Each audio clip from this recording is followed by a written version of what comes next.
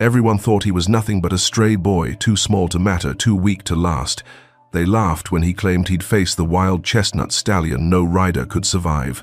But the moment the boy stepped into the dust, silence fell. What happened next would shake the ranch, expose hidden scars, and prove that sometimes the most broken souls forge the strongest bond. The afternoon sun hung low over the rolling plains of Montana, turning the tall grass into rivers of gold that swayed with the dry wind. A lone figure trudged along the dirt road leading toward Silver Creek Ranch, his small boots kicking up swirls of dust. Ethan Miller, barely 13, carried a canvas backpack slung over one shoulder, its fabric frayed and stained from months of wandering.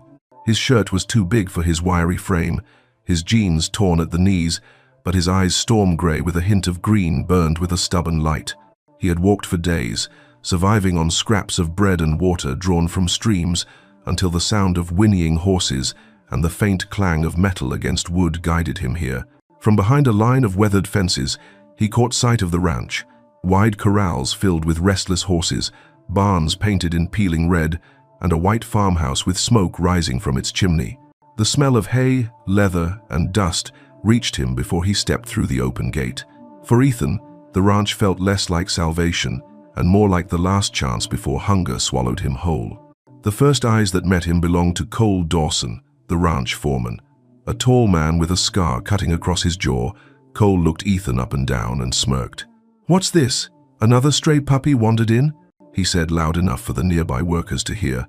A few men chuckled, their laughter carrying through the corral. Ethan, used to stares and cruel words since his father's accident in the mines and his mother's illness, simply straightened his back.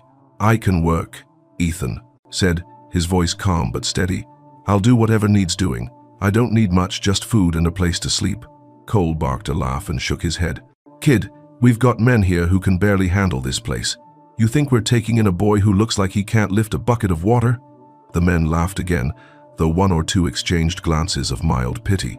From the porch of the farmhouse, another figure appeared, Mr. Harrison, the ranch owner. His wide-brimmed hat cast a shadow over his eyes, but his presence was undeniable. He was a man who measured everything in value: cattle, land, horses, and even people. He studied Ethan for a long moment, then said, "Let him earn his bread, if he can." His voice was clipped, decisive, the kind that brooked no argument.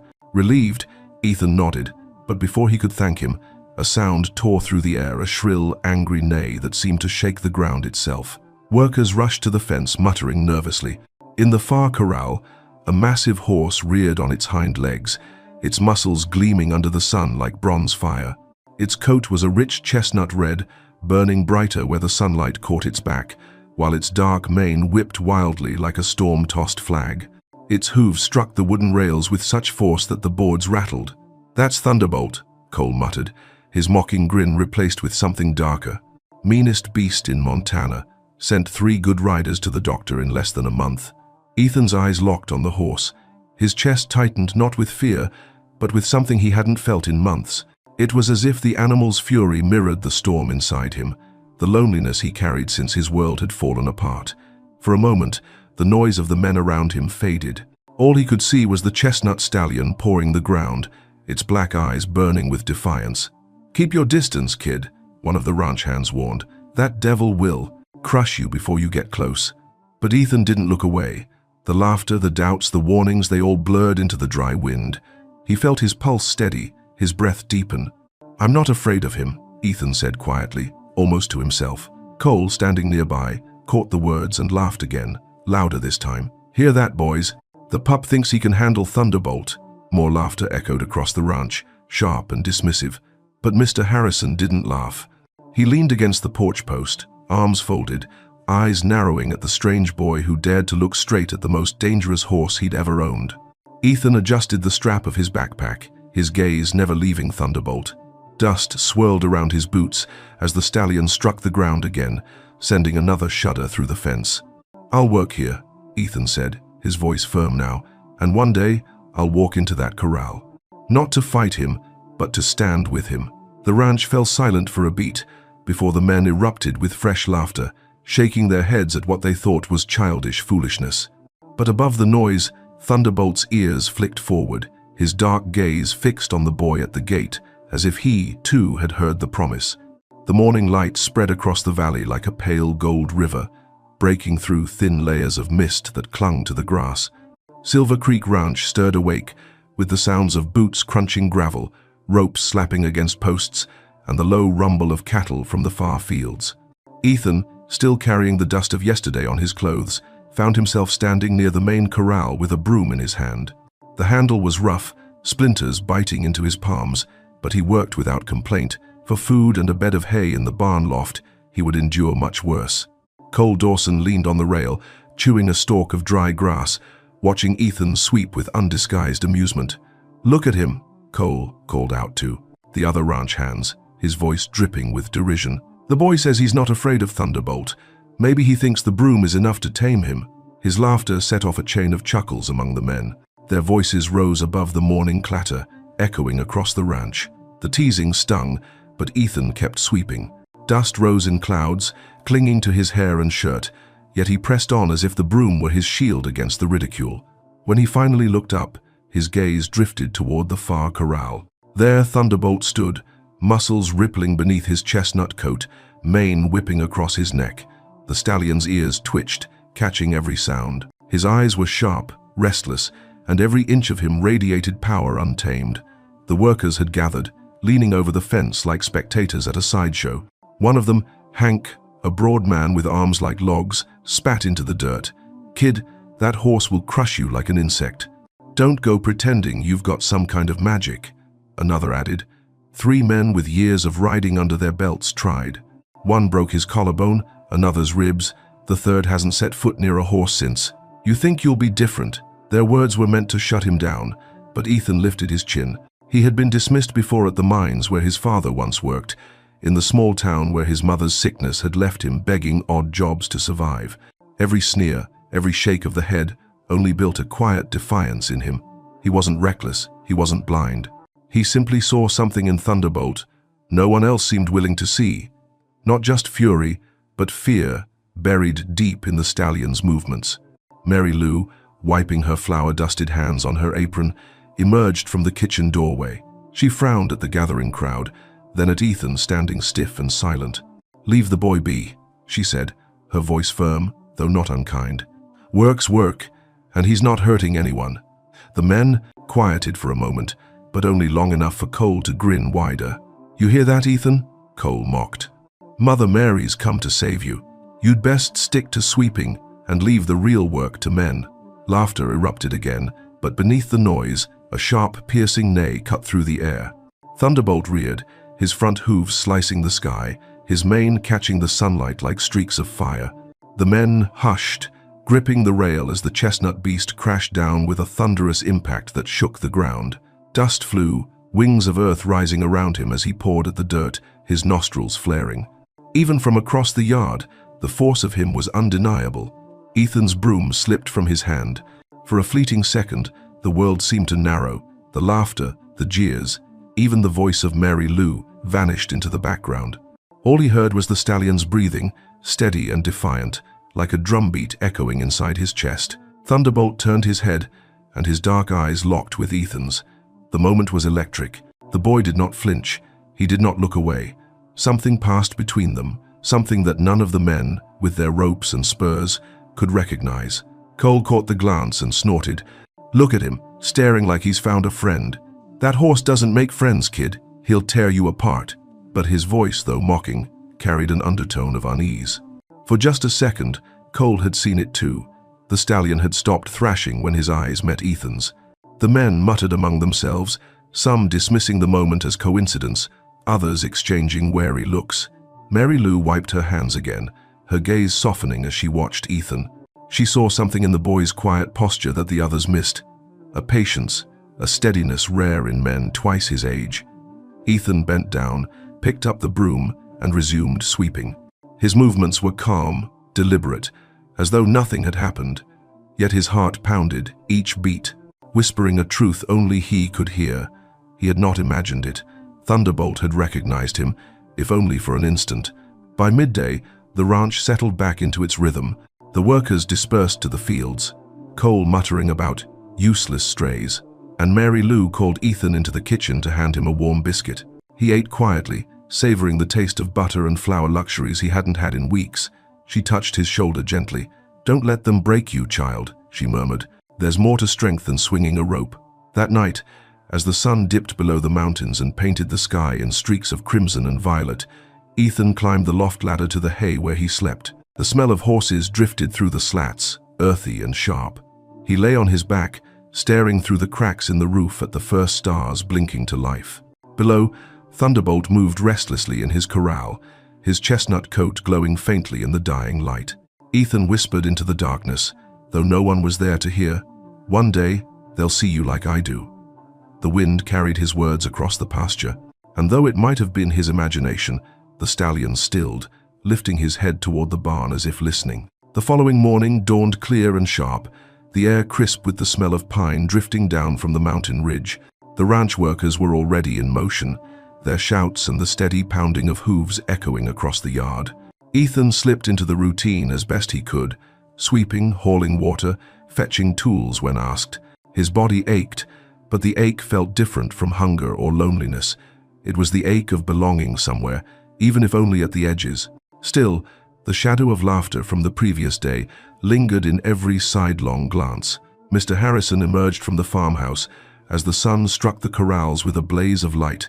He was a tall man, with silver threaded through his dark hair, his boots polished, his coat pressed sharp despite the dust that clung to everything else.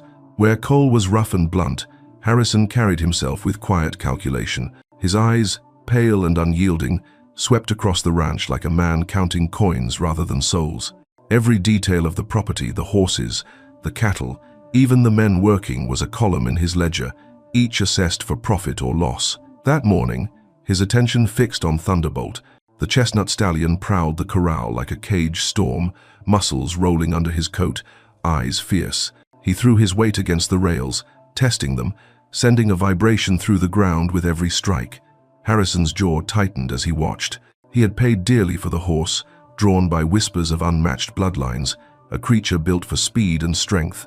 Yet since the day Thunderbolt arrived, the animal had been nothing but a bleeding wound on his balance sheet. 3 riders down, one nearly dead, Harrison muttered under his breath, his voice low but edged with frustration. Worthless, unless he bends.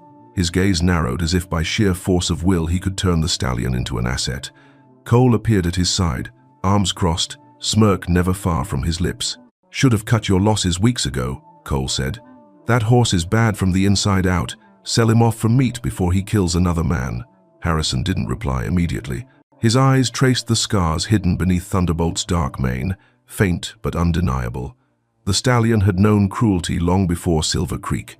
That much was obvious even to Harrison, though compassion had no place in his calculations.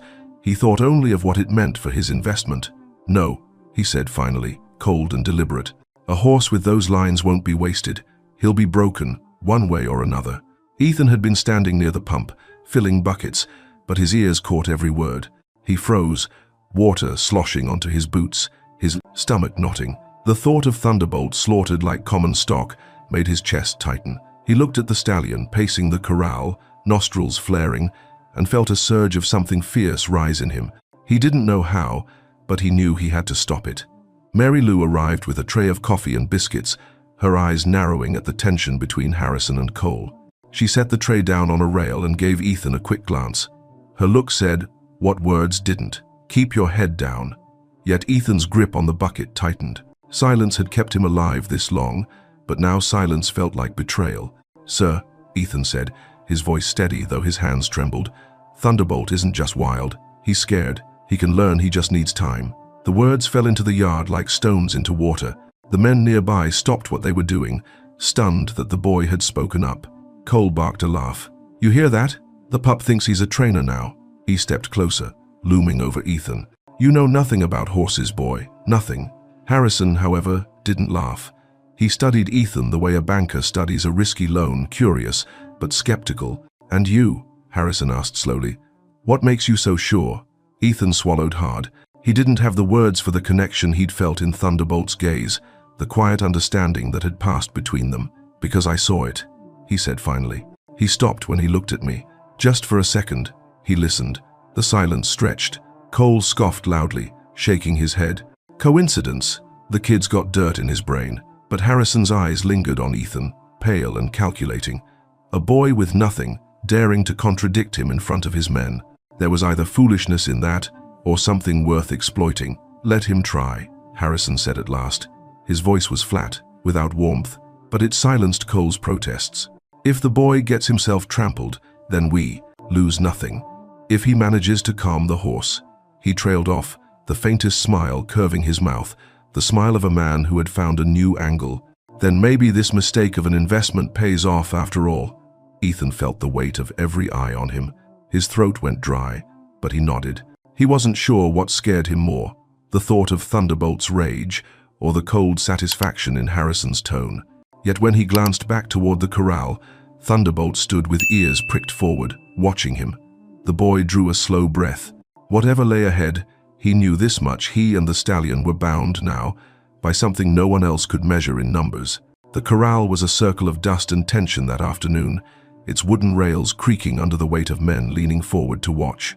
A storm of whispers rippled among them, bets made in murmurs, doubts thick in the air. The sun glared from a cloudless sky, burning white against the chestnut sheen of Thunderbolt's coat. The stallion's nostrils flared, each breath a sharp burst that stirred the dust. His hooves struck the ground in restless beats, a living drum echoing his fury. "Mister," Harrison stood at the fence, his hat low over his calculating eyes. Cole Dawson was beside him, arms crossed, jaw tight, his smirk gone now, replaced with a tension he refused to name. Mary Lou, hands pressed to her apron, whispered a prayer beneath her breath. And in the open gate stood Ethan Miller, barefoot now, his boots discarded, the broom long forgotten. He stepped forward with no rope, no saddle, no weapon, only the steady rhythm of his own breathing. The first step was the hardest. The men expected Thunderbolt to charge, to crush the boy with a single strike. Even Harrison, who had allowed this spectacle, leaned forward with the cold curiosity of a gambler watching dice roll. But Ethan did not stride toward the stallion. He moved slow, deliberate, and then stopped. He lowered himself to the ground, legs crossed, palms open on his knees, as though the dust itself were his seat of power. A ripple of confusion passed through the men. Cole let out a derisive bark of laughter. What's he doing, meditating? Yet the laughter died quickly, smothered by the silence settling over the corral. It was as if the earth itself held its breath. Birds stilled in the nearby cottonwoods. Even the cattle lowing in the distance grew faint. The only sound was Thunderbolt's heavy breathing and the faint rustle of his mane in the hot breeze. Thunderbolt's ears flicked forward, his muscles bunched like coiled springs, ready to launch into violence. But the boy didn't move, didn't even flinch. He sat as though carved from the dust, his gaze locked steady on the stallion without challenge, without fear. Slowly, Thunderbolt began to circle. His hooves kicked up spirals of dirt as he traced wide arcs around Ethan, the whites of his eyes flashing, teeth bared in warning. Still, the boy remained still. Minutes passed, stretching into an eternity measured only by hoofbeats and heartbeats. Sweat trickled down Ethan's brow, but his chest rose and fell in calm rhythm. When Thunderbolt halted suddenly, pawing the ground with one furious hoof, a murmur rippled from the fence. "He's about to strike," someone hissed. But Thunderbolt did not strike. He snorted, shaking his head, then shifted closer, narrowing the circle. Dust coated Ethan's shirt, clung to his hair, yet his expression did not falter. His lips moved, soft words slipping into the silence, not loud enough for the men to hear, but words meant for the stallion alone. "You're not alone," he whispered. "I know what it feels like." Something shifted. The stallion's ears swiveled, catching the low tone. His pace slowed. He came within a few yards, stopped, pawed again, then lowered his head slightly, as if puzzled by this strange creature who did not fight, did not flee. The air vibrated with tension so sharp, it seemed one breath might shatter it. Then, impossibly, Thunderbolt stepped closer. The massive chestnut beast, feared across the ranch, approached until the dust stirred by his breath mingled with the boy's. Ethan lifted one hand, palm up, not reaching, not demanding, simply offering. Minutes stretched. The men on the rails leaned so far forward it seemed the fence itself would break. Cole's knuckles whitened where he gripped the post. Mary Lou pressed both hands over her mouth, eyes wide with terror and awe. Thunderbolt lowered his head, his breath fanned warm across Ethan's palm. He did not bite, did not strike. He sniffed once, twice, then touched his muzzle to the boy's hand, the briefest graze of velvet against skin. The corral erupted with gasps. Ethan smiled faintly, not triumphant but calm, as though the moment had always been inevitable.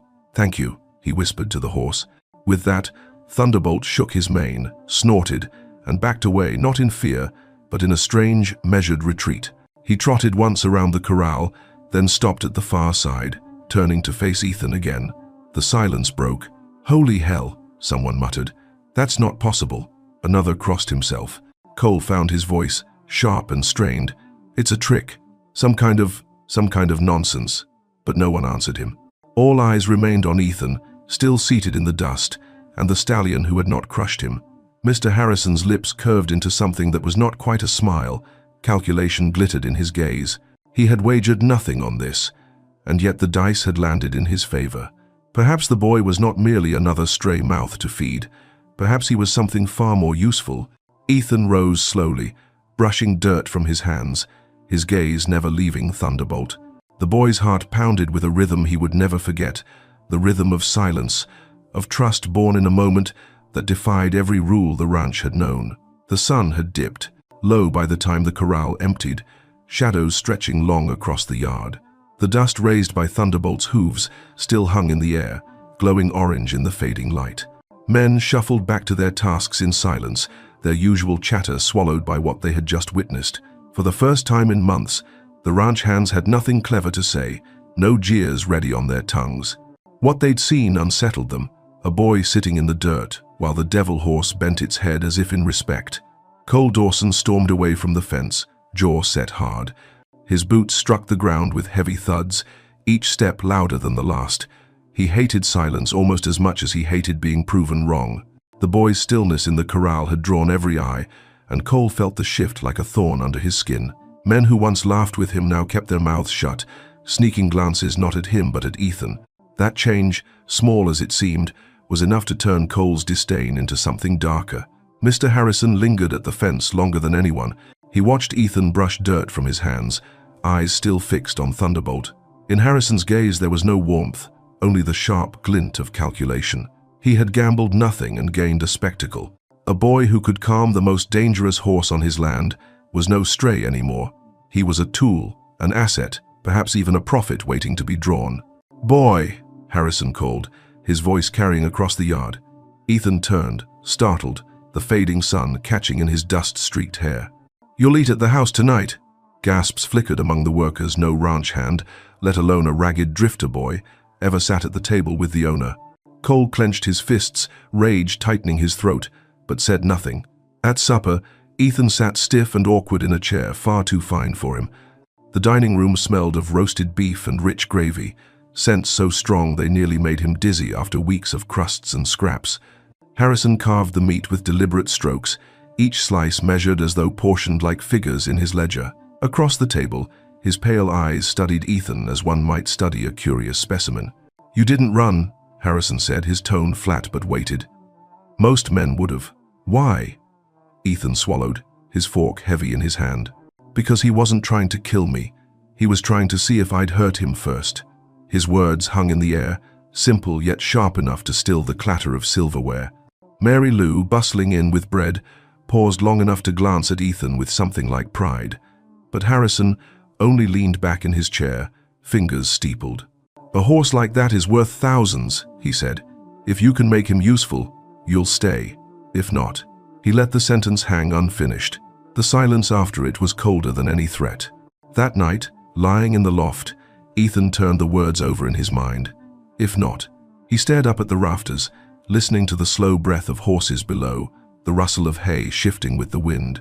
Thunderbolt's presence thrummed through the dark like a heartbeat. He wasn't just another horse. He was a creature that mirrored Ethan's own scars.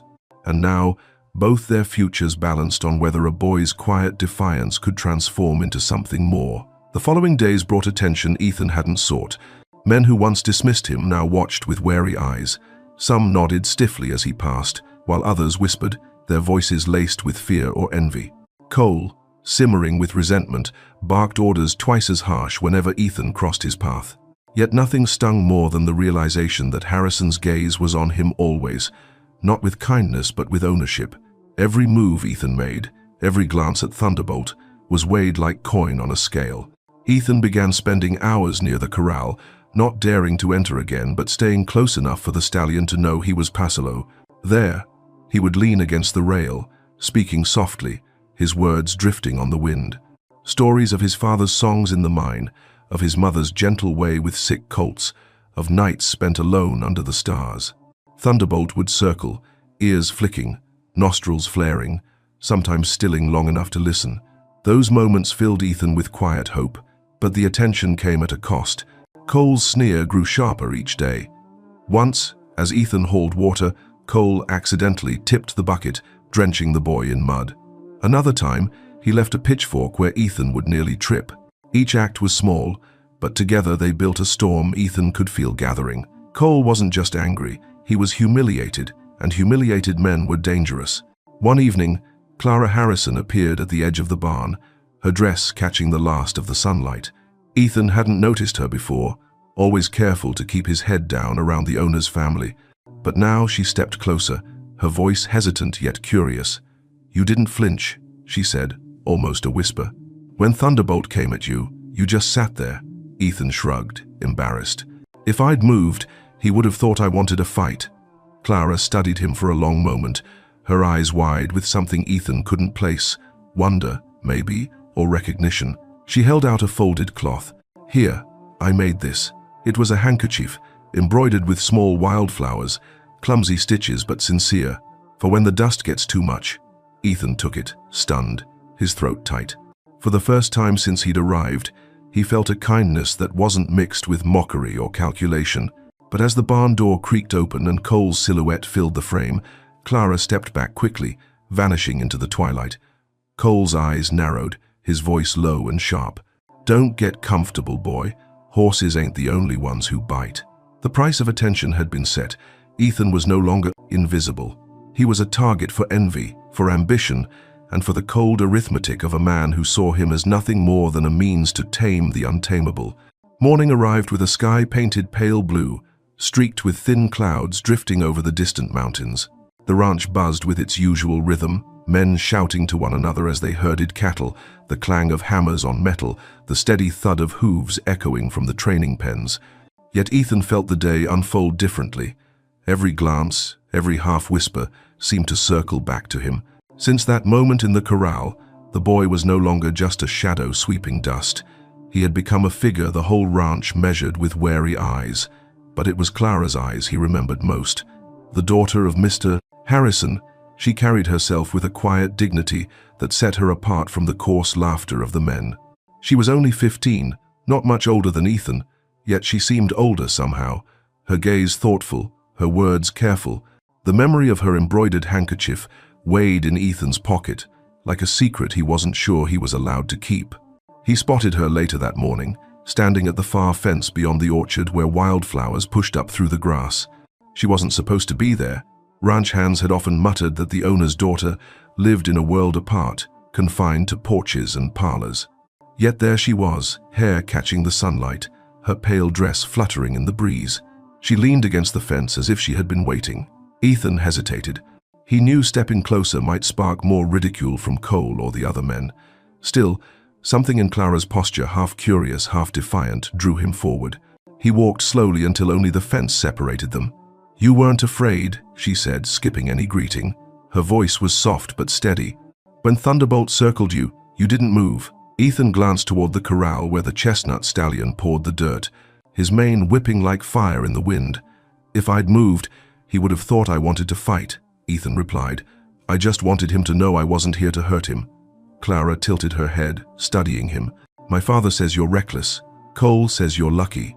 But I saw something else. He trusted you." The words struck Ethan harder than any insult had. Trust.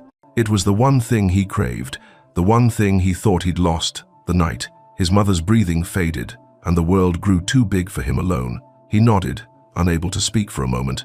Clara reached into her apron and pulled out another piece of fabric, this one smaller, edges still rough from hurried stitching. "I tried again," she said with a shy smile, handing it over through the slats of the fence. This one bore a single stitched horse, uneven but recognizable, its mane flowing like the real thunderbolts. I thought maybe you'd keep it, like a charm. Ethan took it carefully, his throat tight. Why? He asked softly. She hesitated, then said, because I don't think you belong where they laugh at you, and because Thunderbolt doesn't laugh either. Before Ethan could reply, a sharp voice cut across the field. Cole. He strode toward them, his boots biting into the earth. His eyes narrowed, his tone sharp as barbed wire. Miss Clara, your father wouldn't like you talking with ranch hands, especially not strays. Clara straightened, her chin lifting. I wasn't asking for permission, Cole. Her defiance startled Ethan, but it also seemed to inflame Cole further. His jaw worked as though grinding stone. Watch yourself, boy, Cole hissed at Ethan once Clara had walked away toward the orchard path. You think taming a horse makes you special? You'll find men bite harder than beasts. The threat hung in the air, but Ethan said nothing. He folded the stitched cloth in his hand, slipping it into his pocket with the other. The weight of it steadied him. That evening, after chores were done, Ethan lingered at the corral fence. The sky burned with sunset, streaks of orange and red, mirroring the sheen of Thunderbolt's chestnut coat. Ethan leaned close to the rails and whispered, She sees it too. She knows you're more than what they say. Thunderbolt turned, ears flicking, and for a brief moment, Ethan swore the stallion stepped closer in acknowledgement. The fence no longer felt like a barrier that night.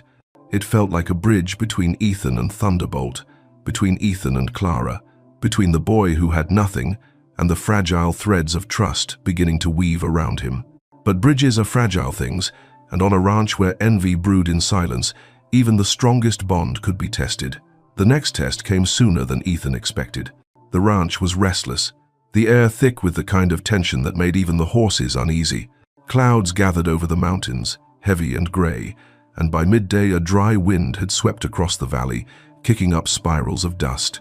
Cole Dawson leaned against the fence with his arms folded, watching Ethan carry water buckets toward the corral. There was something in Cole's eyes, a glimmer of anticipation, the cruel satisfaction of a man waiting for another to fail. Mr. Harrison had ordered a demonstration, not for buyers yet, but for his own satisfaction. He wanted proof the boy's miracle in the dirt had not been a one-time trick. The men gathered again, murmuring among themselves, their voices sharper now, like gamblers eager to see if lightning could strike twice. Clara stood at the edge of the yard, her dress pressed by the wind, her hands clasped tightly together. She said nothing, but her gaze never left Ethan. The gate creaked open. Thunderbolt exploded into the ring like a storm unchained, his chestnut coat blazing in the dull light. He reared, hooves clawing at the air, then came down hard enough to rattle the rails. Dust flew up around him, turning the corral into a swirling haze. His eyes flashed, ears pinned, every muscle in his body tense with fury. Ethan stepped inside, barefoot again, each stride deliberate. He remembered the silence from before, the way calm had bridged the chasm between him and the stallion. But today the air felt different, charged, volatile, humming with more than just hooves. The crowd, the storm wind, and the subtle glint of metal in Cole's hand as he moved along the fence, all pressed down on him. At first, Thunderbolt circled, snorting, pawing at the ground. Ethan lowered himself once more to the dirt, his palms open, voice low and steady. It's me, he whispered. I'm not here to fight. The stallion's ears flicked, his pace slowing just slightly, the faintest hint of recognition. Hope flickered in Ethan's chest, then the crack of leather split the air. Cole had snapped a whip against the rail, a sound sharp as lightning. Thunderbolt jolted, his muscles surging, and in an instant the calm shattered. He lunged forward, mane flying, teeth bared. Gasps rose from the men at the fence, someone shouting, "Get him out!" But Ethan didn't run. He pressed himself lower, forcing his breath steady though terror clawed at him. Thunderbolt thundered past, so close the wind of his stride whipped Ethan's hair into his eyes. The stallion spun, hooves tearing up clods of dirt, circling back with a fury that made the corral quake.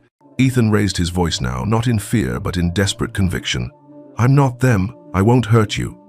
For a heartbeat, Thunderbolt slowed. His head tossed, his eyes wild, but his ears twitched toward the boy. Ethan's chest hammered, dust coating his lips, but he refused to look away. Every instinct screamed to flee, yet he clung to the one truth that had carried him this far. Thunderbolt was not a demon, only a creature wounded deeper than most could imagine. The storm above broke with a low rumble, thunder rolling across the valley. Rain threatened, though none had yet fallen. The stallion halted, sides heaving, his gaze locked on Ethan. Dust and sweat streaked his coat, the scar beneath his mane stark in the dull light. Slowly, Ethan lifted his hand, palm open, just as before. This time the silence was not total, it was fragile, pierced by the restless shuffling of men and the low crackle of wind. But within it, Thunderbolt stepped forward. His breath came in hot bursts as he edged closer. Inch by inch, the fury bled away, leaving something rawer suspicion, yes, but also curiosity. He stopped within reach, muzzle quivering above Ethan's hand. Then another snap cut through the moment. Cole again, his whip striking the rail with a cruel grin on his face. Thunderbolt reared, the fragile calm splintering. Ethan dove sideways, the stallion crashing down where he had sat moments before. Shouts rang out, men scrambling. Clara's voice rose above them all. "Stop it! Leave them alone!" Mr. Harrison raised a hand, and the chaos froze. His eyes bore into Cole, cold and sharp. "Enough," he said, his voice like iron. Cole stiffened but obeyed, though his smirk lingered. The whip dangled at his side, dust clinging to its end. In the ring, Ethan stood slowly, chest heaving, his hands scraped and raw. Thunderbolt snorted, eyes rolling, but did not charge again. Instead, he backed toward the far rail, watching the boy with something almost like regret. Ethan met his gaze, the silent promise in his heart louder than any words. "I won't give up on you." The crowd dispersed in uneasy silence. Some muttered about luck running thin, others shook their heads, unwilling to believe what they had nearly seen again. Clara remained at the fence, her face pale but her eyes fierce. Cole stalked away, his shoulders rigid, his resentment boiling over. Harrison stayed last, his calculating gaze weighing boy and beast as though balancing numbers in his mind. As the first drops of rain fell, Ethan lingered in the ring, mud rising beneath his bare feet. Thunderbolt stood at the far side, sides heaving, mane plastered damp against his neck. For a brief instant, their eyes met once more. The storm outside might rage, but inside that gaze was something Ethan clung to, a sliver of understanding, a fragile bridge not yet broken. Night settled over Silver Creek Ranch with the soft hush of falling ash, smothering the last sounds of men and metal until only the creek and the wind remained. The storm that had rattled the rails all afternoon slunk back into the mountains, leaving the air washed and cool. Damp hay sweetened the barns, and the corrals, dark as ink, held the slow exhale of tired animals. Ethan waited until the lamps in the farmhouse blinked out one by one, then climbed down from the loft on bare feet, careful on the ladder so it wouldn't creak and give him away. He carried nothing but Clara's embroidered handkerchief, and a truth that felt suddenly too large for his chest. If fear can be taught, maybe trust can be too. Thunderbolt stood at the far end of the round pen, a deeper shade of night against the night, his chestnut coat wet with the day's rain and dried salt at the flanks. The scar tucked beneath his dark mane glinted pale whenever the moon slipped free of cloud. He did not pace now, he watched. The way a deer watches the line of the tree line, the way a boy watches a door he hopes will open and fears will slam. Ethan unlatched the gate and stepped inside. The dirt held the chill of evening, cool against his soles, pocked by hoofprints that pooled tiny, stubborn moons of water. He stayed near the fence until his breath slowed. The last thing he wanted was to carry the day's adrenaline back into this place like a spark into a hayloft.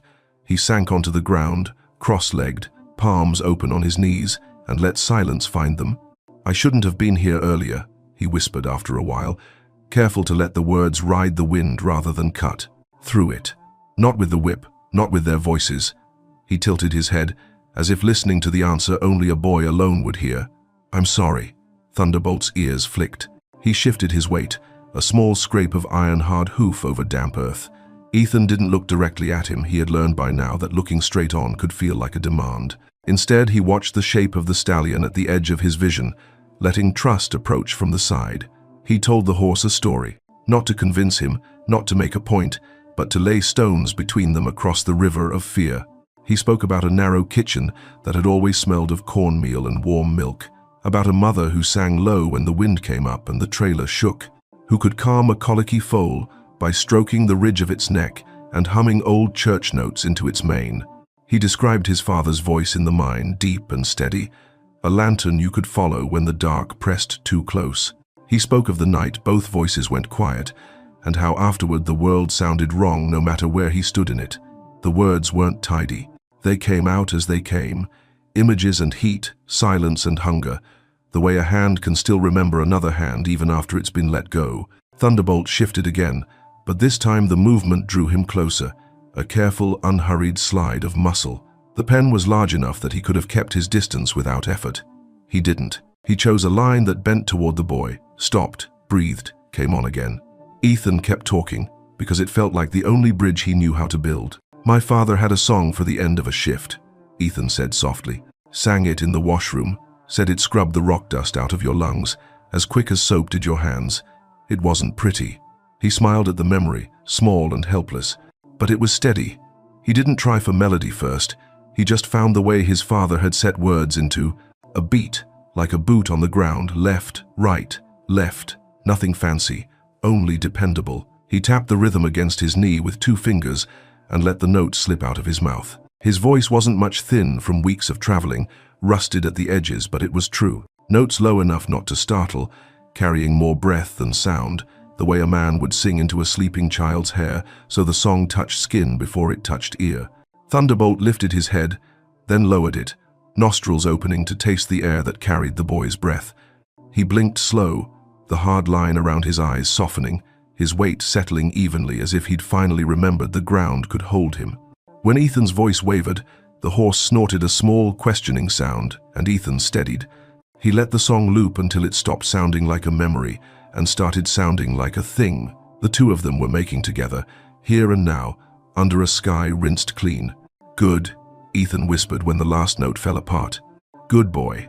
He knew the words were old habit, human habit, and that horses learned their meaning less from syllables than from the weather of the body that delivered them. He gave the word to his hands and shoulders, to the slow flex of his lungs, to the quiet spine that refused to rise like a challenge. Hoof by hoof, Thunderbolt closed the final feet between them, the space that had always rushed full of panic in daylight. He didn't rush. He drifted, the way a creek widens around a stone.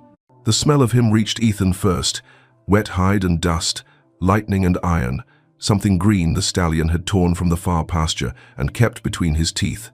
The horse stretched his neck, and Ethan eyes down. Hand turned open, lifted his palm, not high, not toward, just up enough that if the stallion wanted it, it would be there.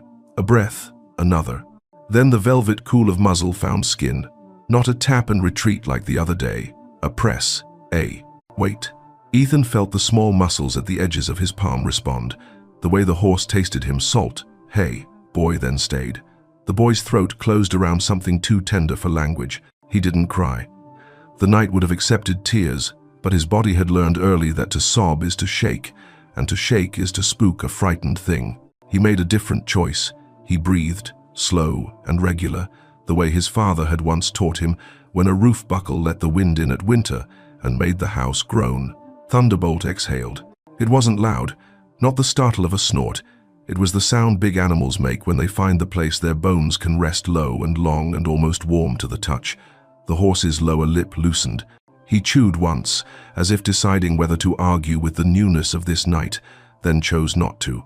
His head slid, heavy as history, until it hovered over Ethan's shoulder. The weight never quite fell. The stallion gave the choice back to gravity and to the boy. Ethan leaned into it, barely. He didn't need a photograph. He needed the 2 of them to feel where each ended and the other began. "You did nothing wrong today," Ethan murmured, voice going thinner as tiredness tugged at it. It was the noise, the crack. "I know that sound too." His right hand rose and found the place beneath the dark mane where the skin ran uneven. He didn't stroke. He rested his fingers as if reading Braille. The horse's skin quivered and settled. A coyote called from the far ridge, lonely and proud at once. The creek answered, busy with its own small music. Somewhere behind them, a screen door sighed and closed. The ranch slept and then slept deeper. The boy and the horse did not move for a long time. In that holding, something shifted, less a miracle than a terrible, necessary labor finally completed. The day had braided fear between them. Night unbraided it, strand by patient strand.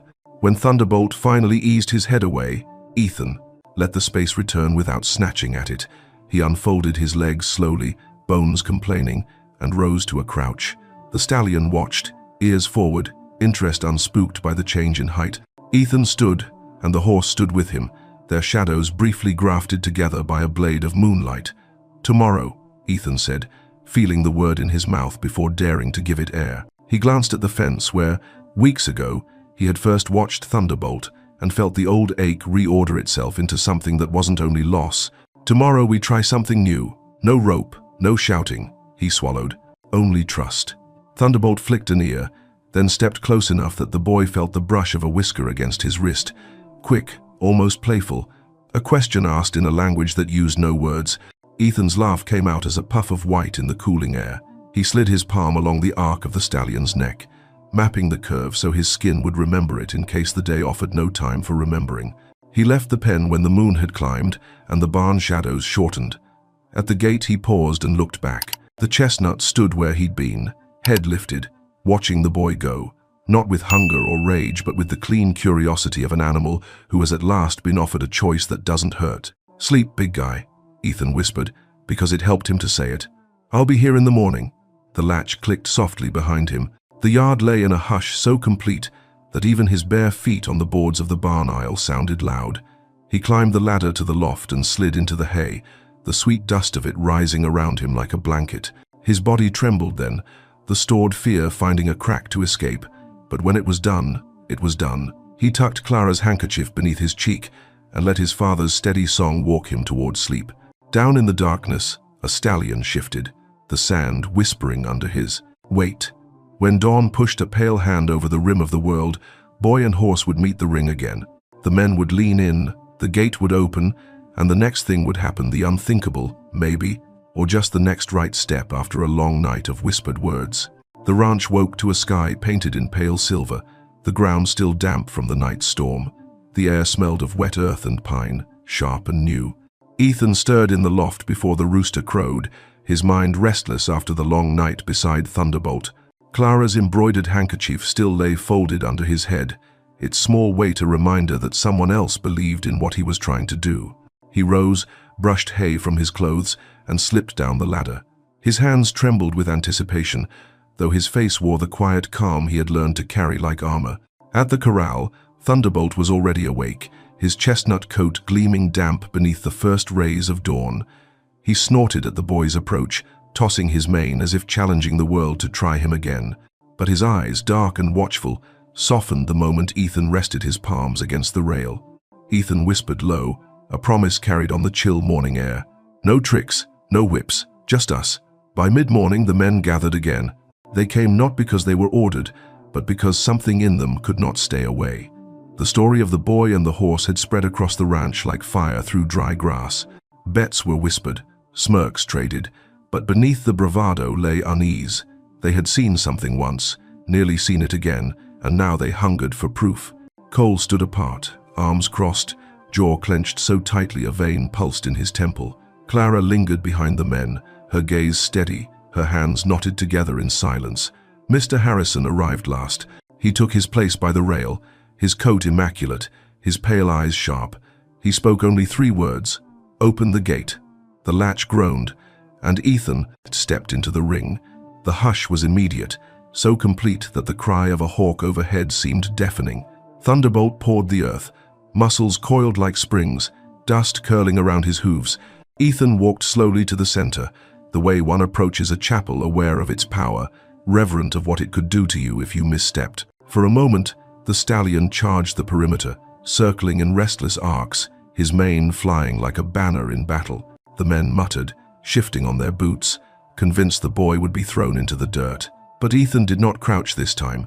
He remained standing, tall in his smallness, breathing deep. "It's just us," he whispered again, his voice more prayer than command. Thunderbolt slowed, his circle tightened. Dust rose in golden spirals as he drew closer, ears forward, nostrils flaring. Ethan extended one hand. The stallion halted, head lowering, and pressed his muzzle into the boy's palm with a gentleness that made the crowd exhale in disbelief. The sound was not cheers, not yet just the stunned intake of breath when a world rearranges itself before your eyes. Ethan stroked the ridge of Thunderbolt's neck, each touch as careful as a man setting down glass. Then, moving slow as dawn itself, he placed both hands in the thick mane. His heart hammered, his breath trembled, but his body remembered the weight of the night before, the song, the scar, the way the horse had finally let go. He pulled himself upward. The men shouted. Clara gasped. Cole swore under his breath. But Harrison's eyes narrowed, calculating, not surprised. Ethan swung a leg over, settling onto the broad back without saddle, without rope. Thunderbolt stiffened, head jerking, body taut as a drawn bow. For a heartbeat the world teetered between triumph and disaster. Then the stallion exhaled, long and low, and began to walk. It was not a parade. It was not polished. It was raw, breathtaking simplicity. A boy riding bareback on the horse no man had mastered. Step by step, Thunderbolt carried him around the ring. Dust clung to their ankles. The sunlight flared against chestnut hide and pale skin, and silence held the crowd in its fist. Ethan did not kick, did not pull, did not command. He only sat, balanced, hands resting lightly against the mane as though he had always belonged there. When Thunderbolt lifted into a trot, the ring seemed to lift with him. The boy's body swayed in rhythm, his face alive with something brighter than pride. He smiled an unguarded smile that lit him from the inside. A boy transformed into a figure out of story. In that moment, he was no longer the stray orphan. He was the rider who had turned storm into song. The men could not stay silent any longer. A murmur swelled into astonished exclamations. Impossible! By God! Look at him! Even hardened hands, men who had seen horses all their lives, crossed themselves or shook their heads like they were seeing a ghost. Clara's eyes shone, tears slipping down her cheeks unnoticed. Only Cole's face twisted darker. Fury mingled with something else, fear. He saw not just a boy taming a horse, but a boy threatening the order of things. And Harrison, silent still, leaned forward on the rail, his pale eyes shining with the cold gleam of a man already converting miracle into currency. After 3 full turns around the corral, Ethan slid down Thunderbolt's side, landing lightly on the ground. The stallion lowered his head until his forehead pressed against the boy's chest. The crowd hushed again, as if the gesture demanded reverence. For a breathless moment, it looked like a coronation, the untamable horse bowing before the boy who had listened instead of forced. Ethan's voice was barely audible, but those closest heard it. "Thank you, friend." Thunderbolt flicked an ear, then lifted his head high, mane whipping, and let out a cry that shook the valley. The sound carried beyond the ranch, across the fields, up into the mountains themselves. Men stared, spellbound. The world had witnessed the unthinkable, and nothing would ever be the same. The echoes of Thunderbolt's cry still clung to the air long after the corral had emptied. Men drifted back to their duties, though every face wore the stunned pallor of men who had witnessed something they'd never forget. Some muttered prayers, others argued in low voices about what it meant, but all of them carried the weight of the miracle. Ethan, still dust-streaked and trembling, sat alone by the trough, splashing water on his face. His smile came and went, like a ghost, real, fleeting, impossible to hold. He had done it. For a heartbeat, the storm had carried him. Clara found him first. She approached quietly, her steps light, her eyes alight with a mix of pride and fear. "They'll never laugh at you again," she whispered. Ethan looked up, half shy, half exhausted, and managed a crooked smile. "I don't care if they laugh," he said. "I just care that he let me ride." Clara nodded, though worry lingered at the edge of her expression. She knew her father, and she knew smiles in that house were never gifts, they were bargains. Indeed, on the porch of the main house, Mr. Harrison stood with Cole at his side. Harrison's mouth curved in a smile so thin it might have been carved in glass. To anyone else, it looked like approval. To Clara, it was a knife polished clean. "You saw it," Harrison said, his voice low. "The boy can do what none of you could. That horse is money waiting to be minted." Cole's jaw flexed. "He's dangerous, sir. A stray with tricks. The men will talk. They'll say he's something more than he island." His words came sharp, bitter, but beneath them was fear, the fear of losing his place. Harrison turned his gaze on him, pale eyes like a winter river. "Then let them talk. Talk fills the air. Money fills the hand. Buyers will come from Texas, from beyond. They'll pay. To see a boy ride the devil horse. They'll pay more to own what I've proven possible." His smile widened, but it never reached his eyes. "This ranch bleeds every day that horse eats without earning. Now he will pay me back with interest." That evening, Ethan was summoned to the house again. He sat stiff in a high-backed chair while Harrison poured himself a glass of whiskey. The golden liquid caught the lamplight, burning as bright as the man's ambition. "You've done something extraordinary," Harrison said, tone measured, as though the words cost him nothing. "Thunderbolt answers to you. That makes you valuable." Ethan frowned, unsure. "I don't want to be valuable. I just want him safe." The glass clinked as Harrison set it down. His smile sharpened. "Safe, boy. Nothing in this world is safe unless it earns its keep. Not men, not horses. You think the world feeds mouths for free?" Ethan clenched his fists in his lap but said nothing. He could feel the knife edge beneath those words. He wasn't being praised, he was being weighed, priced, claimed. Mary Lou slipped into the room with a tray of bread, her eyes flicking quickly between Harrison's pale face and Ethan's hunched shoulders. She lingered a heartbeat longer than necessary, setting her hand briefly on Ethan's shoulder before retreating. The gesture was small, but it steadied him, like a lantern in a tunnel. "Tomorrow," Harrison said, rising to his feet, "we begin proper training. You will ride for the men. You will ride until the horse bends to showmanship. And when the buyers arrive, you will show them what I own." Ethan's breath caught. "He's not something to own. He's not—" Harrison's hand slammed on the table, rattling the glass. "Everything here is mine," he snapped. "The land, the cattle, the men, the horses, even you, boy. You eat my food, you sleep under my roof. Do not forget who holds the reins." The silence afterward was heavy, broken only by the creak of the house in the evening wind. Ethan lowered his gaze, swallowing words that would only burn him. When he left the house, the air outside felt colder than the storm had. Clara was waiting by the steps, her face pale. "I heard him," she said softly. Ethan shook his head. "He doesn't care about Thunderbolt. Not really." Clara's eyes darkened.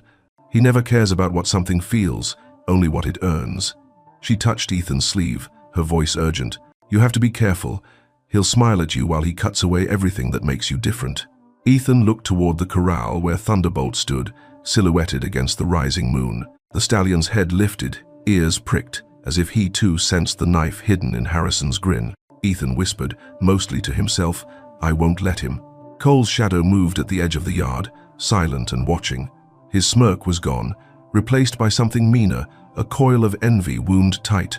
Between the owner's ambition and the foreman's rage, Ethan realized he was no longer invisible. He was a prize to one man, a threat to another. The night pressed close, heavy with the weight of new dangers. Ethan gripped Clara's handkerchief in his pocket, its stitches rough but true.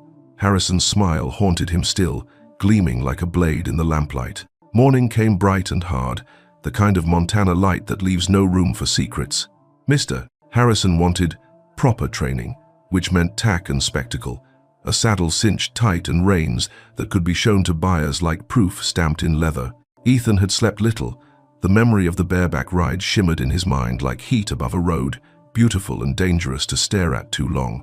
He washed at the pump, the water biting cold, and told himself to keep steady. Thunderbolt would feel whatever lived in his chest. He had to make sure it was calm. In the tack room, the smell of oiled leather and old sweat pressed close. Saddles hung like dark moons, bridles draped neat as a surgeon's tools. Cole was already there, coiling a lariat with lazy precision, the scar on his jaw stark in the morning light. "You want a saddle that'll hold," he said, voice even. "Buyers don't pay to see a boy cling to hair." His smile did not reach his eyes. Ethan kept his tone civil. "I'll use the light roper. He hates weight." Cole's laugh was a soft scrape.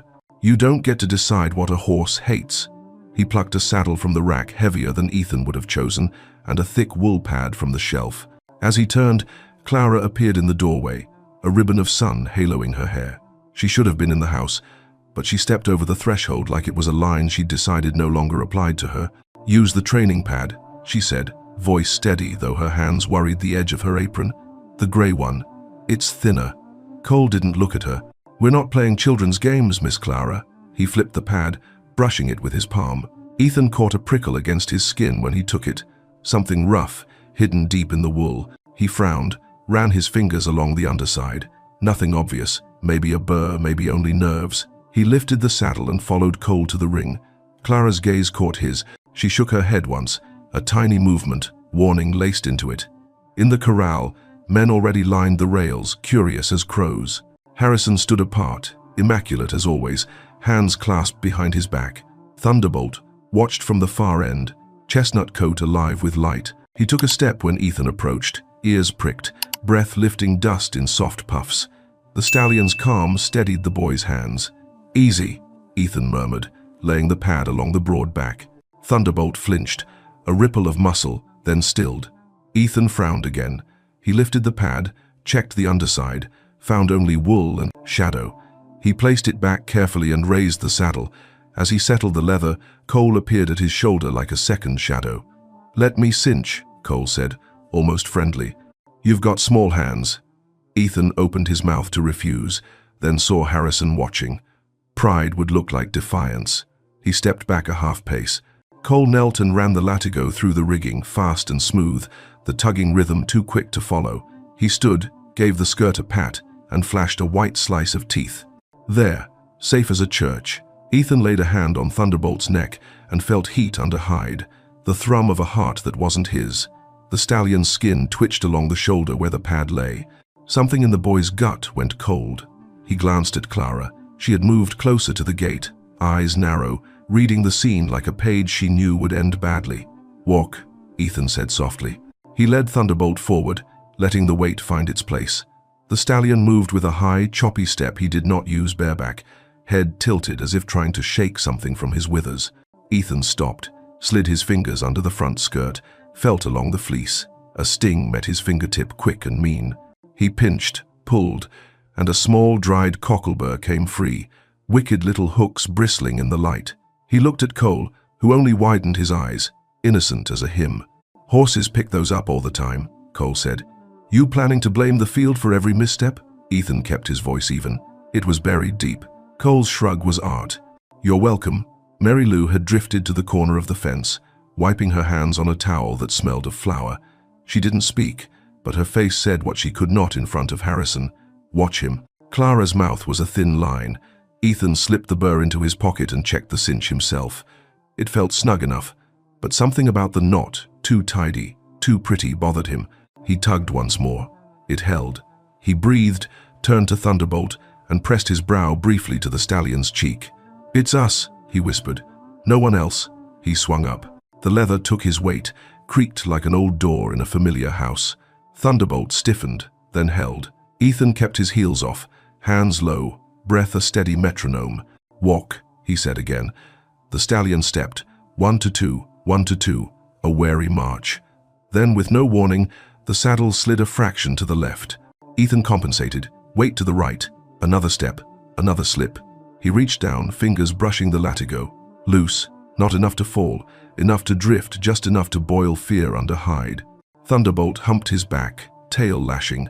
The ring jumped into chaos, boots thudding, men shouting, a slap of palm against rail. Cole's laugh cut through like a whip crack. The saddle dropped another inch, then another, and the world tilted. Ethan didn't grab leather, grabbing would drag the rigging with him. He flattened his hands into the mane and slid, not off but forward, pressing his chest along the neck, making his body one long line to counter the pull. "Easy," he said, breath steady even as the ground tilted and snapped. "It's not your fault, big guy. It's not your fault." Thunderbolt crow-hopped, a violent bound that could tear a man loose in an instant. The crowd gasped. Clara's voice split the air. "Stop it!" The cinch. Harrison's hand lifted, useless against physics. The latigo unwound like a snake spitting out a secret. Ethan felt the universe make a choice. Throw or hold. He made his own. He kicked free of the stirrups and let himself roll with the saddle as it slipped underbelly, his fingers ripping away to keep from jerking the stallion down. Thunderbolt blew, a blast of sound and heat, and rocketed forward. Saddle and pad tumbled like laundry, leather slapping mud. Ethan hit his shoulder, his back, his breath slamming out of him in a sound. That wasn't a sound at all. Silence then, the ring erupted. Some men ran for the gate, others just shouted at the world. Cole stood very still, mouth curved, eyes alight with the kind of joy that has no business near a human face. Harrison's lips thinned to nothing. Ethan rolled to his knees, stars popping behind his eyes. He lifted his head. Thunderbolt had wheeled and come back not at him, but near, skidding to a stop in a spray of dirt so close the boy felt grit pepper his cheeks. The stallion stood over the fallen saddle, ears forward. eyes burning not with madness but alarm.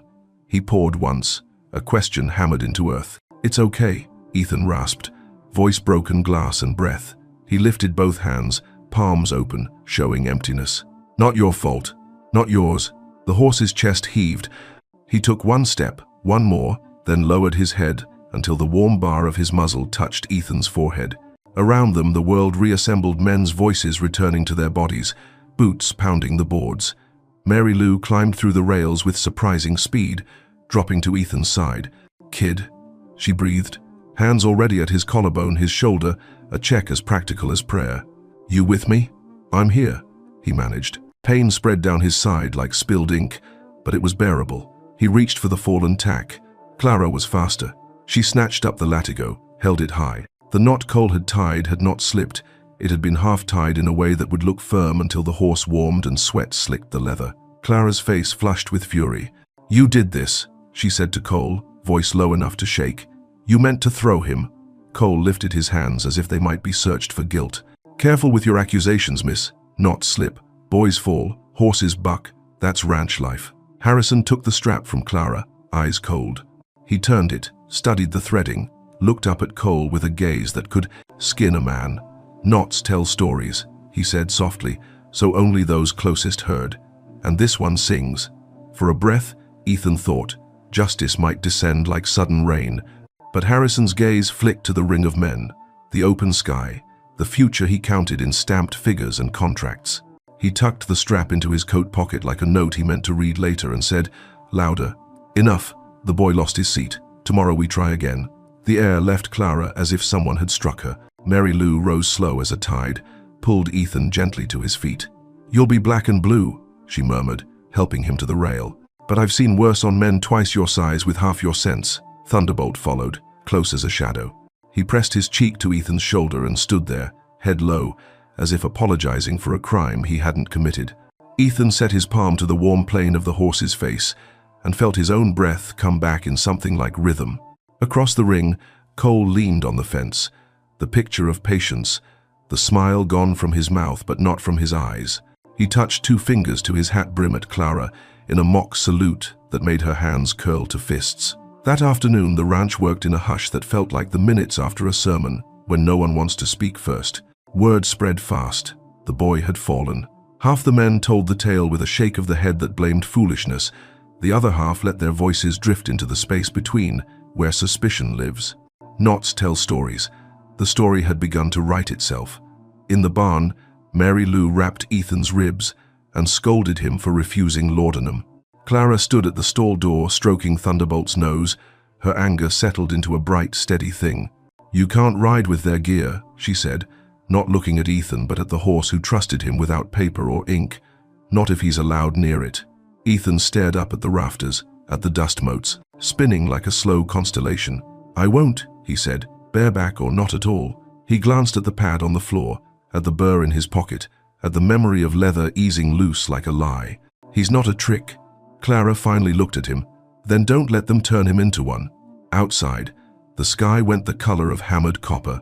Workers moved like figures in a snow globe that had been shaken too hard and finally set down. Harrison crossed the yard alone, coat flaring, eyes on a line only he could see. He would not forget the knot, Ethan knew that. He would not forgive it, either not out of mercy, but because sabotage threatened the coin he meant to mint. Still, justice wasn't the master of this place. Profit was. Ethan slid down from the cot with a wince and pressed his forehead to Thunderbolt's blaze. "We learned something," he whispered. "About them. About what they'll do." The stallion breathed against his hair, gentle as a hand. "Next time," Ethan said, and felt the words settle into the bones of his jaw. "We don't give them ropes to cut." The day bled out in slow colors, copper fading to rose, giving way to a deep blue that swallowed the valley whole. By the time the last chores ended, the ranch was quiet, save for the restless shifting of horses and the creak of the barn beams cooling from the heat of the Sunday. Ethan slipped outside, ribs bound beneath his shirt, each breath sharp but bearable. The bruises from the fall ached like iron pressed into his skin, yet he found himself drawn to the corral again, as if Thunderbolt's presence could ease the weight. The chestnut stallion stood near the rails, mane tousled by the night wind. His coat caught the rising moonlight, glowing a deep, burnished red. He watched Ethan with eyes that reflected the stars, ears flicking in recognition. When Ethan stepped closer, the horse gave a low rumble from his chest, a sound not of warning but of acknowledgement, the way one friend greets another in the dark. Ethan eased himself down in the grass just outside the corral. He tilted his head back, staring at the sky that seemed impossibly wide here, filled with more stars than any town window had ever shown him. His ribs ached too much to lie flat, so he sat hunched, hands curled around his knees. He began to speak, voice low enough that only the horse and perhaps the heavens could hear. "I used to think the sky ended where the roof of our trailer stopped," he said softly. "I thought maybe the stars weren't real, just painted holes in the dark." He smiled faintly, his breath catching with memory. "Mama said they were real, and each one carried a story. She'd point at them and tell me, 'That one's for the miners, digging where no sunlight reaches. That one's for the mothers who keep the lamps burning until the last man comes home.'" Thunderbolt shifted closer, brushing the fence with his shoulder. Ethan listened to the scrape of wood against hide, the rhythm of hooves planting steady in the dirt. It calmed him more than any medicine Mary Lou had offered earlier. "I don't know which one's mine," Ethan continued. "Maybe I don't have one yet. Maybe I've been waiting for someone else's star to burn out so I can take its place." He pulled Clara's embroidered cloth from his pocket, smoothing the rough stitches between his fingers. "But when I rode you, it felt like we found one together, like the whole sky noticed." The horse snorted, stamping once, as if to agree or perhaps only to demand another story. Ethan laughed, though it was thin, cracked by the pain in his ribs. He told Thunderbolt about the mine songs again, about the way his father's voice would echo until it sounded like an army underground. He hummed a line, the sound barely above breath, and the horse's ears swiveled toward him. "You like that one," Ethan whispered. "I can tell." A sudden rustle made him glance toward the orchard. Clara emerged from the shadows, holding a lantern. Its flame painted her face in gold and shadow, her eyes brighter than the light itself. "You shouldn't be out here," she said, though her voice carried no reproach. "You're hurt," Ethan shrugged. "I've been hurt before. This hurts less when I talk to him." Clara moved closer, setting the lantern on a fence post. She stood beside him, folding her hands in front of her. For a long moment, they both watched Thunderbolt, who stood calmly now, head lowered, tail swishing lazily in the night breeze. "He trusts you," Clara said finally. "More than he trusts anyone, more than he trusts himself." Ethan nodded. "And that's why I have to keep him safe. Your father doesn't see him." "Not really. To him, Thunderbolt's just a number waiting to be cashed in." Clara's jaw tightened. "I know. He's planning to invite buyers next week. He said so at dinner." Her gaze flicked to Ethan, sharp with urgency. "You need to be ready. They'll push you to perform. And if anything goes wrong," Ethan didn't need her to finish. He looked up at the stars again, letting their endlessness remind him that some truths stretch beyond ranch fences and ledger books. "Then we make sure nothing goes wrong," he said quietly. Clara reached into her pocket and drew out another cloth scrap, smaller than the others. This one bore a stitched star, simple, uneven, but bright against the fabric. She pressed it into his hand. "This one's yours," she said, "so you don't forget you belong under the sky too." Ethan's throat tightened. He tucked it carefully beside the handkerchief in his pocket, both pressed close to his heart. They sat together in silence, the lantern's glow dimming as the night deepened.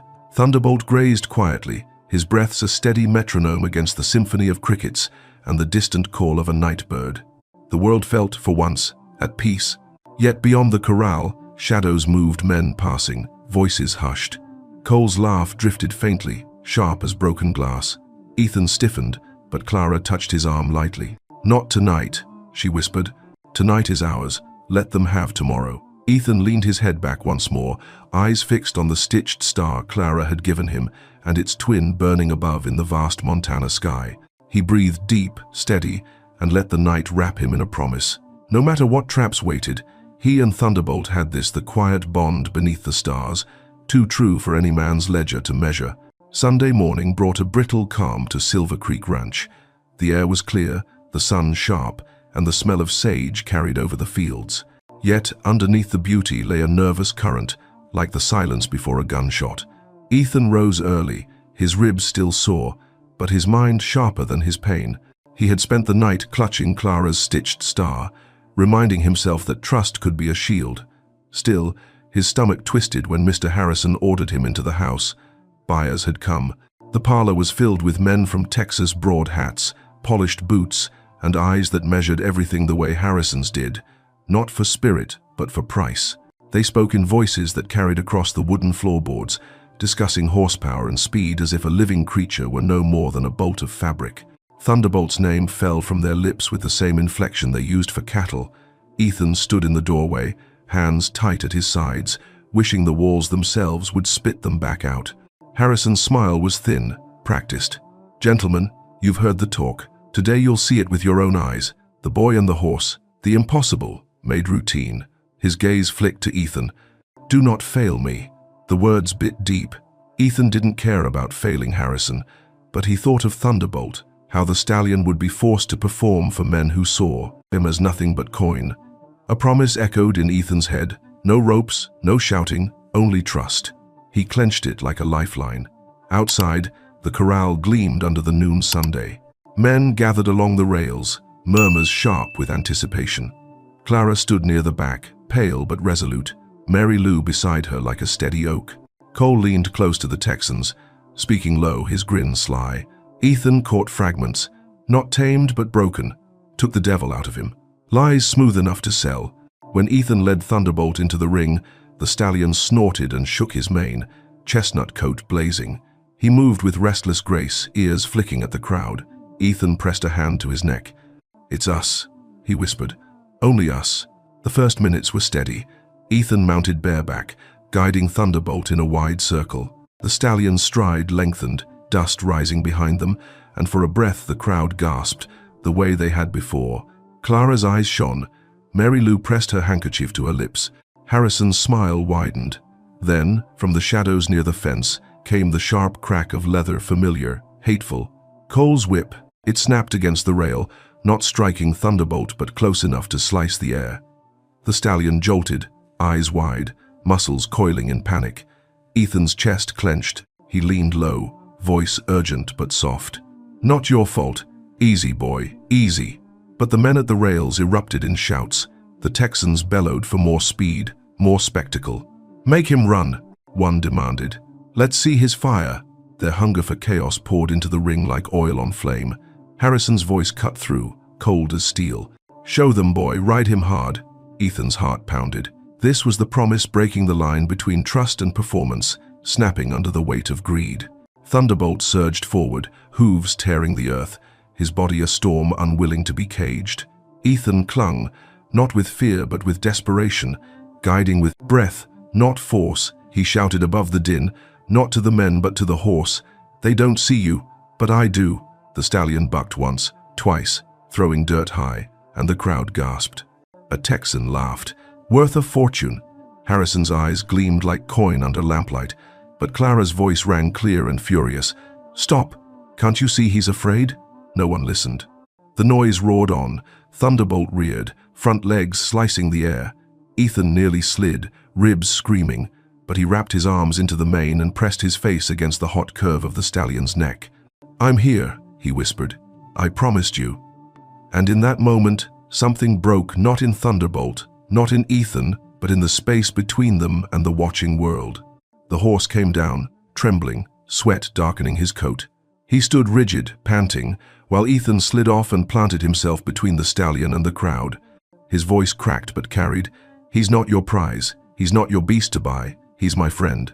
The corral froze. Laughter faltered. Even Harrison's lips pressed tight. Cole's eyes burned, dark with rage. Clara stepped forward, defiance blazing in her face, but the Texans muttered, unimpressed. "Too soft," one said. "What good's a horse that won't be pushed?" Harrison's smile returned, sharper than ever. "You'll see more next time," he told them, voice smooth, already arranging another show. His hand clamped on Ethan's shoulder as the men drifted away. "You will do as you're told," he hissed. Ethan met Thunderbolt's gaze, the stallion trembling still but standing tall beside him. The boy's heart felt heavy, but his resolve had never been clearer. Promises had been broken around him all his life, but not this one, not between him and the horse. The ranch did not sleep that night. Whispers drifted from bunkhouse to barn, moving like wildfire on dry grass. Men argued in low voices, some praising Ethan's courage, others condemning him for defying Harrison in front of the Texans. But what lingered most was the image, the boy standing before the stallion, shouting that he was not a prize. It was a picture too sharp to ignore, and it unsettled every man who had ever thought of horses as coin. In the loft, Ethan sat awake, ribs aching, his mind running circles around the day. He had felt the moment when Thunderbolt nearly bolted, when the crowd's hunger nearly swallowed them both whole. He had felt Harrison's hand clamp on his shoulder like iron. Yet what clung deepest was the way Thunderbolt trembled afterward, not in rage, but in the memory of something older, deeper. That trembling told Ethan the truth he had always suspected. The scars under the stallion's mane weren't just accidents of the wild. They were wounds carved by men. By dawn, the truth was ready to surface. It began when Mary Lou cornered one of the older ranch hands in the cookhouse. "I know what I saw," she said, her voice low but firm. "That scar didn't come from barbed wire. Someone put it there." The man shifted, avoiding her eyes. "Best not to speak of it," he muttered. "The boss bought him cheap because no one else wanted the trouble. Folks said he'd been whipped near to death before they brought him in." The word spread. By the time the sun climbed high, the story had reached the corral. Men gathered, restless, their gazes flicking between Harrison and the boy who now carried the horse's trust. Ethan heard fragments whipped, burned, broken before he was ever ours. His stomach turned. He had known it in Thunderbolt's eyes, but hearing it aloud made his chest burn with fury. Harrison tried to drown the fire with coin. He barked orders, drove men back to work, promised them bonuses if they kept their mouths shut, but suspicion had already taken root. Even those who relied on his pay could not unsee the trembling stallion, the scar that spoke louder than any lie. That afternoon, Harrison demanded another show, hoping to bury whispers under spectacle. The men gathered again, Clara and Mary Lou pressed against the rails, Cole lurking with his whip hidden at his side. Ethan led Thunderbolt in, but this time he didn't mount. Instead, he stopped in the center, running his hand along the thick mane until it parted to reveal the jagged scar. "Look," Ethan called, his voice cracking through the air. "This is why he fights. This is why he fears. Someone taught him pain long before he ever came here." He turned, his eyes locking on Harrison. "And you want to teach him more, just to make him shine for buyers." The ranch fell silent. The men shifted uneasily, their boots grinding dirt. Clara's eyes filled with tears, and Mary Lou's lips pressed tight in grim agreement. Cole sneered, but even he did not speak.